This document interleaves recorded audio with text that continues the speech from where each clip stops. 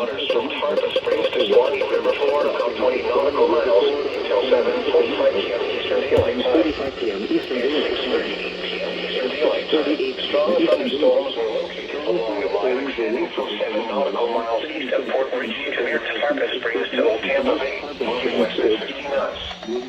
Holy shit. Gusts 34 knots or greater. Source, radar. Intact. Expect wind gusts in excess of 34 knots. Suddenly high waves, That's so weird. frequent lightning, and heavy downpours. Make sure all on board are wearing life jackets. Locations impacted include Clearwater Pass, Fort Ritchie, Clearwater Beach, Enclosed Key, Dunedin, and Tarpon Springs.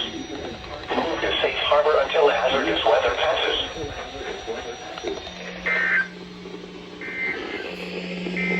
These are the 6 p.m. observations for the local area. On Thursday, following location, coastal water international, thunder was reported. Damn. The temperature was 92 degrees, the dew point 73, and the Whoa. relative humidity